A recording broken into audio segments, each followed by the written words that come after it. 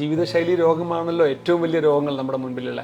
പക്ഷേ ഇത് പറഞ്ഞു കഴിഞ്ഞാൽ രോഗികൾക്ക് അങ്ങ് മനസ്സിലാവില്ല. അവർ ഇത് പ്രശ്നമുണ്ട്, അപ്പോൾ കൊളസ്ട്രോൾ കൂടി അതിനൊരു മരുന്ന് തരും, പ്രഷർ കൂടി അതിനൊരു മരുന്ന് തരും എന്ന ഒരു ആറ്റിറ്റ്യൂഡിലാണ് ഒരുപാട് പേഷ്യൻസ് വരുന്നത്.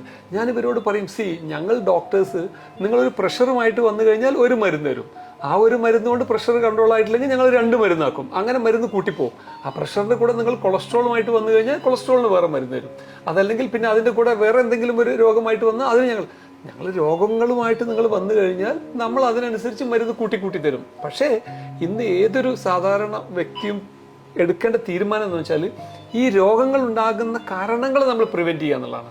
അതല്ലാതെ പ്രഷർ ഉണ്ട് അതിനൊരു മരുന്ന് കഴിക്കുക, കൊളസ്ട്രോൾ ഉണ്ട് അതിന് വേറെ മരുന്ന് കഴിക്കുക, ഷുഗർ ഉണ്ട് അതിന് വേറെ മരുന്ന് കഴിക്കുക എന്നതിന് ബദൽ ഈ മരുന്ന് കഴിക്കേണ്ട സാഹചര്യം ഇല്ലാതെ ഞാൻ എങ്ങനെ നോക്കും, അത് എൻ്റെ ഭക്ഷണത്തിൻ്റെ രീതിയിൽ കൂടി അല്ലെങ്കിൽ എൻ്റെ വ്യായാമം മൂലം അല്ലെങ്കിൽ മറ്റ് ജീവിതചര്യയിൽ വരുത്തേണ്ട മാറ്റങ്ങൾ വരുത്തി ഈ മരുന്നിലേക്ക് പോകാതെ നോക്കുക എന്നുള്ളൊരു മെസ്സേജ് ഭയങ്കര ഇമ്പോർട്ടൻ്റ്. പക്ഷേ ആളുകൾക്ക് ഇത് മനസ്സിലാവില്ല. ഞാൻ ഒരുപാട് ആളോട് ഇങ്ങനെ പറയാറുണ്ട്, നിങ്ങൾ കുറേ പ്രശ്നങ്ങളായിട്ട് വന്നത് നിങ്ങൾ നോക്കേണ്ടത് ഇതൊക്കെ വലിയ രോഗമായ ഹാർട്ട് അറ്റാക്ക് അല്ലെങ്കിൽ സ്ട്രോക്ക് എന്നതിന് കാരണമാകാൻ പോകുന്ന റിസ്ക് ഫാക്ടേഴ്സാണ്.